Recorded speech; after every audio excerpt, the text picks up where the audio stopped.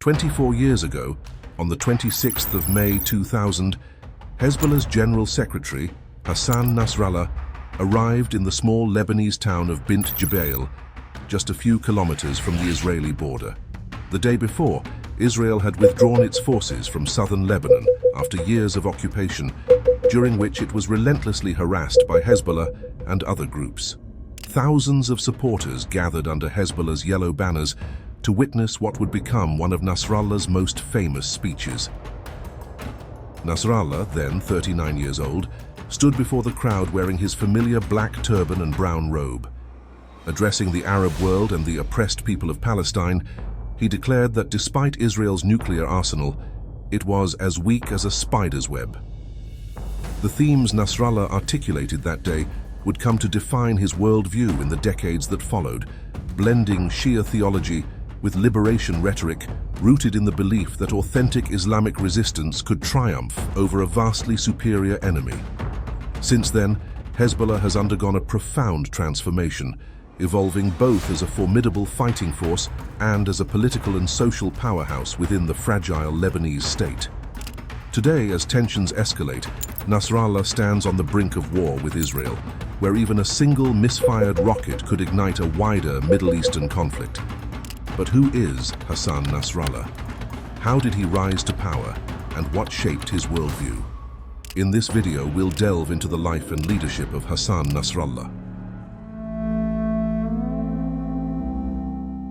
Born in 1960 in the Burj Hammoud neighborhood of East Beirut, Hassan Nasrallah, the eldest of 9 children, aspired to religious leadership from a young age. Although his family was not particularly religious, young Nasrallah developed a deep interest in Islamic studies, spending his childhood reading the Quran and studying religious texts. He claims to have become fully observant by the age of 9. Nasrallah caught the attention of a local cleric who encouraged him to pursue further theological education abroad. The following year, after completing secondary school, Nasrallah traveled to Najaf, Iraq, to study at a Shia seminary. It was there that he first met Sayyid Abbas Musawi, with whom he would later co-found Hezbollah. In 1978, as Iraq expelled hundreds of Lebanese religious students, Nasrallah and Musawi were forced to return to Lebanon. Back home, Musawi established a religious school where Nasrallah both taught and continued his studies. His passionate sermons attracted a growing number of Shia followers, many of whom joined him in organizing armed resistance against the Israeli invasion of Lebanon in 1982. In June 1982, Israel invaded Lebanon in response to an assassination attempt on Shlomo Argov, Israel's ambassador to the United Kingdom, by a splinter group of the Palestine Liberation Organization. Israel's objective was to drive out the PLO and establish a friendly government in Lebanon. The invasion led to a 10-week siege of Beirut, resulting in the deaths of at least 20,000 Lebanese and Palestinians, mostly civilians, and over 370 Israelis, primarily military personnel. During this period, Hezbollah emerged as a key player in the conflict. Initially formed as a response to the Israeli invasion, Hezbollah launched a guerrilla campaign aimed at expelling Israel from Lebanon, framing this struggle as a precursor to the liberation of Palestine. The conflict intensified, with a series of attacks attributed to Hezbollah, including the bombing of the US Embassy in Lebanon in April 1983, which killed at least 17 Americans and more than 30 Lebanese citizens. By the summer of 1985, Israel had withdrawn from much of southern Lebanon, but maintained control over a series of communities near the border. Hezbollah continued its attacks on Israeli outposts in the so-called security zone, further solidifying its role as a formidable resistance movement. As Hezbollah's military prowess continued to grow, Nasrallah distinguished himself as a skilled guerrilla commander. In 1985, he became the head of Hezbollah's Executive Council and a member of its Shura Council, the group's supreme decision-making authority. His ties to Iran deepened as he frequently visited the country to consult on the ongoing Iran-Iraq war, a role he was given due to his fluency in Persian. During this period, Nasrallah became a vocal advocate for integrating Lebanon into a broader Islamic state under the authority of Iran's supreme leader. Yet he claimed Hezbollah would only follow this path if it had the support of Lebanon's majority, an unlikely prospect given the country's large Sunni and Christian populations. By the late 1980s, Nasrallah pushed for a more aggressive stance against Israel and the US, putting him at odds with Hezbollah's leadership. As a result, he was sidelined and sent to Tehran as the group's representative. In 1991, Nasrallah returned to Lebanon, having temporarily softened his aggressive stance. His rise within Hezbollah continued until 1992, when he became the group's leader, following the assassination of his predecessor and mentor, Sayyid Abbas Musawi, in an Israeli helicopter strike. At Musawi's funeral, Nasrallah delivered a powerful speech vowing, "We will continue this path, even if we are martyred, all of us and our houses demolished over our heads. We will not abandon the choice of the Islamic resistance." Nasrallah began the work of transforming Hezbollah from a ragtag guerrilla force into a political and military powerhouse. He understood how badly his Shia constituency needed the welfare they were denied by the Lebanese state. Establishing this social service program was vital to Hezbollah's rise and success.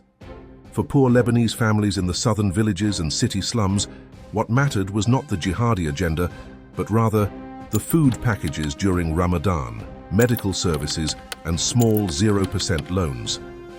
This use of social services gave Nasrallah an image of a Lebanese Robin Hood, ready to take from the rich in order to give to the poor.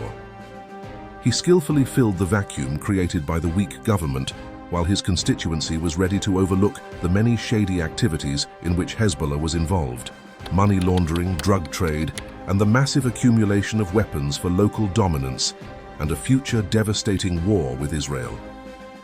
Under Nasrallah's leadership, Hezbollah acquired longer-range rockets, enabling it to target more areas in northern Israel. In the mid-1990s, Hezbollah escalated its military operations in the Israeli-occupied zone of southern Lebanon, engaging Israel in a protracted guerrilla war. In May 2000, Israel unilaterally withdrew from southern Lebanon, marking the first time it ended the occupation of an Arab territory without a treaty or security arrangement.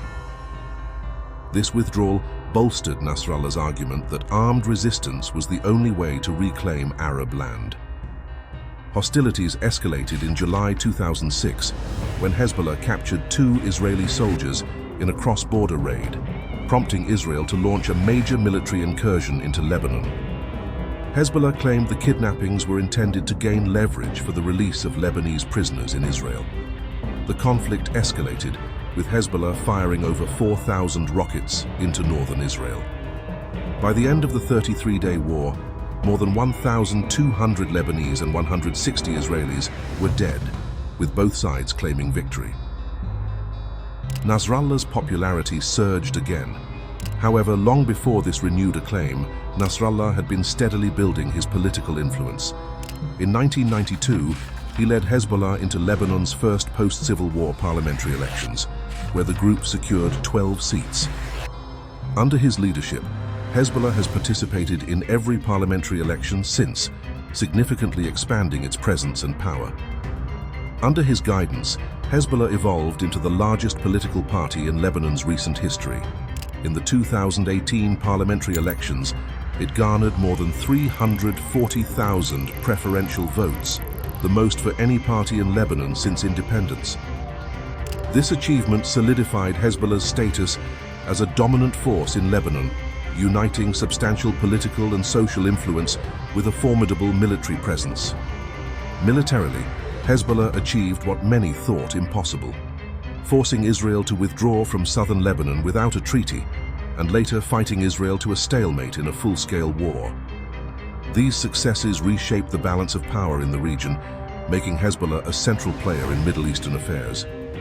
As Hezbollah's influence expanded, the question of how it would navigate the increasingly volatile landscape became more pressing. These questions were answered on October 7, 2023. Hamas, along with other Palestinian groups, launched Operation Al-Aqsa Flood, a surprise attack on southern Israel, that resulted in over 1,100 Israeli casualties. Israel's immediate declaration of war rapidly escalated the conflict, leading to devastating consequences as the world watched and wondered how Hezbollah, under Nasrallah's command, would respond. In a speech on November 3, 2023, Nasrallah praised the Hamas-led operation, calling it a heroic, courageous, creative, perfectly executed act deserving of all salutes. He asserted that the attack exposed Israel's vulnerabilities, but emphasized that neither Hezbollah nor any other axis of resistance members had prior knowledge of the assault. Hezbollah has demonstrated its solidarity with Hamas through consistent military actions, firing missiles, mortars, rockets, and explosive drones into northern Israel almost daily. This has prompted retaliatory strikes from Israel, bringing both sides perilously close to all-out war, particularly following Israel's assassination of Fuad Shukr, a senior Hezbollah figure and part of its founding generation. Despite propaganda efforts to depict Nasrallah as an aggressive warmonger, his responses have been calculated, always with a keen awareness of the escalation ladder. His strategy aims to deter Israeli aggression while avoiding a full-blown conflict. The evacuation of over 60,000 Israeli civilians from northern Israel due to Hezbollah's bombardment has intensified pressure on Israeli leaders to ensure their safe return. מי שחושב שהוא יפגע בנו ואנחנו נשב בחיבוק ידיים, טועה טעות גדולה. אנחנו ערוכים לפעולה מאוד עצימה בצפון. The looming start of the new school year has become an unofficial deadline for resolving the crisis. While a ceasefire in Gaza could lead to Hezbollah pulling back from the Israeli border, the absence of an agreement has prompted Israel to threaten the use of force to remove them.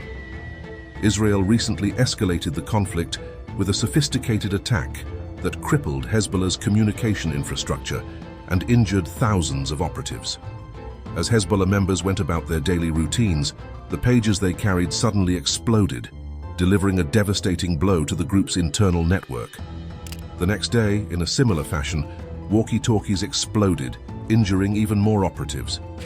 Meanwhile, Israeli Defense Minister Yoav Gallant declared a new phase in the war and announced that troops would be diverted to the Lebanese border, heightening fears that a broader conflict may soon erupt.